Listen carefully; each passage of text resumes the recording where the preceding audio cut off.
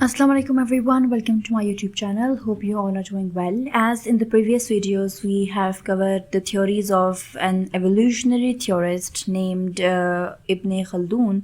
In this video, we will be covering another evolutionary theorist who is Herbert Spencer. So let's begin with his biographical sketch and then we'll continue with his theories. Before I start this video, I would like to request you all to please subscribe to my channel and press the bell icon beside it. Also share your valuable feedback in the comment section below. Herbert Spencer was a prominent British social thinker of the 19th century. He is often called the second founding father of sociology. He is known to the world as a great social philosopher, a famous evolutionist, a strong defender of individualism, and a prolific writer. It is said that Spencer undertook to create what Comte envisaged to do. He made sociology an all-encompassing science. Spencer, who is considered one of the most brilliant intellects of modern times, was a British engineer and an editor, a philosopher and a sociologist. Spencer was a self-taught man and his learning was highly selective. Spencer was born on April 27, 1820, in Derby in England, in a middle-class family. He was the oldest of the 9 children and the only survivor in George Spencer's family. Due to his ill health, he could not go to any conventional school. He received some education from his father. His family members were highly individualistic in their outlook, and Spencer also inherited the same tradition. At the age of 13, he went to the home of his uncle, from whom he received his further education. The education which he received from his father and the uncle was more scientific than anything else. Hence, Spencer decided to pursue his scientific interest. In 1837, he joined the staff of the London and Birmingham Railway as an engineer, but he gave up the work within a short time and returned home to Derby. He died on December 8, 1903, at the age of 83. Spencer belonged to English family. He explained the problems of social order and change. The main aim of his theories was to trace the process of social evolution in order to maximize social harmony. So let's discuss Herbert Spencer's first theory, which is the theory of evolution. Evolutionary theory, or the laws of evolution, is often regarded as the greatest contribution of the British sociologist Herbert Spencer to the realm of social thought. Spencer's ideals have left an indelible impression on the succeeding writers. It is true that his social theories have caused more controversy than those of any other writer in the sociological field.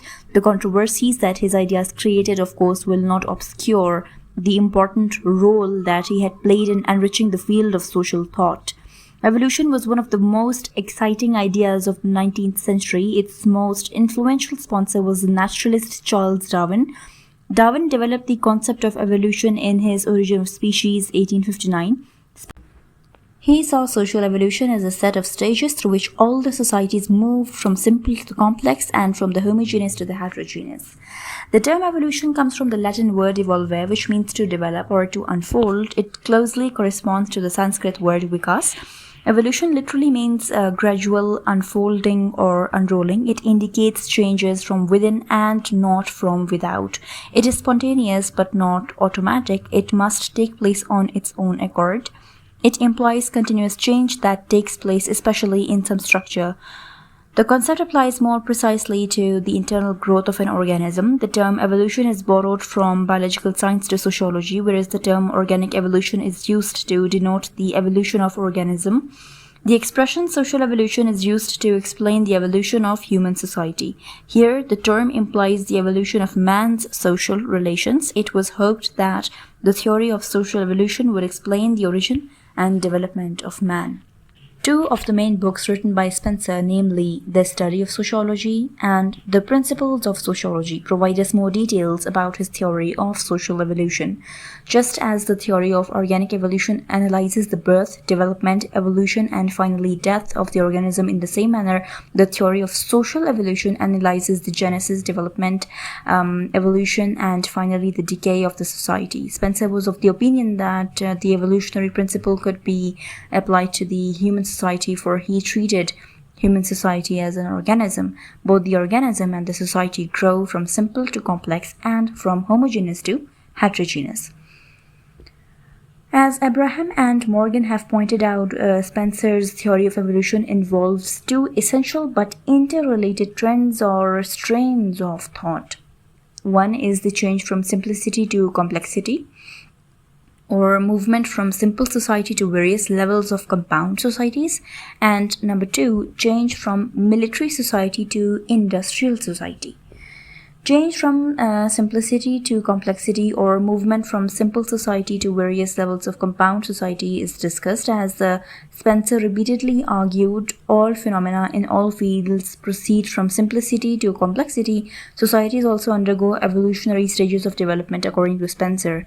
He identified 4 types of societies in terms of stages of their evolutionary development: simple societies, compound societies, doubly compound, and trebly compound societies. So let's discuss what are these 4 types of societies. What is a simple society? First of all, this is the most primitive society without any complexities and consisting of several families. A compound society, what is that? It is a large number of above mentioned simple societies that make a compound society, and this is also called clan society. A doubly compound society consists of several clans compounded into tribes or tribal society, and in a trebly compound society, here the tribes are organized into nation states. This is the present form of the world. The master trend in this process of universal evolution is the increased differentiation of social structures, which leads inevitably to better integration and adaptation to environment. Spencer went ahead of Darwin's theory of evolution, in which change goes on automatically as a natural process. A plant grows into a tree with flower and fruit, ultimately dries into wood for burning. Spencer applied this theory of evolution to human society. He said the base of primitive societies is found in the industrial societies of the modern world. Similar is this example of growth of a child into youth, and then he turns into old age till death. With Spencer, evolution means progress. He opposed the attempts of social reforms because the evolution's process is disturbed.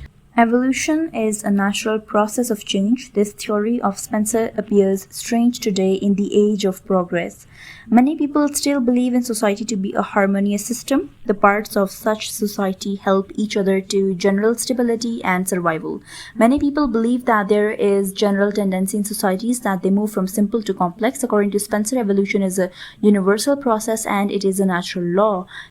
He divided society into statics and dynamics like that of Comet. Static sociology and dynamic sociology. In social, static institutions are interrelated together, giving a social structure. In social dynamics, there is continuity of motion. This movement is from homogeneous to heterogeneous.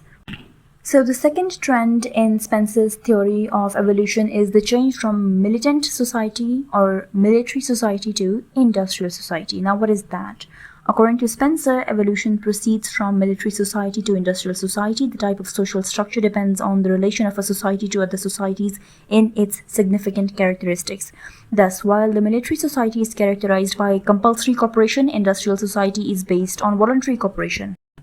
While the military society has a centralized government, the industrial society has a decentralized government. Military society has economic autonomy, whereas it is not found in industrial society. There is the domination of the state over all other social organizations in the military society, whereas in the industrial society, the functions of the states are very much limited. So this was all about Herbert Spencer's social evolution theory. If you like this video, please do give it a thumbs up, subscribe to my channel, press the bell icon beside it, so you can get the updates of the future videos as well. Thank you so much for watching.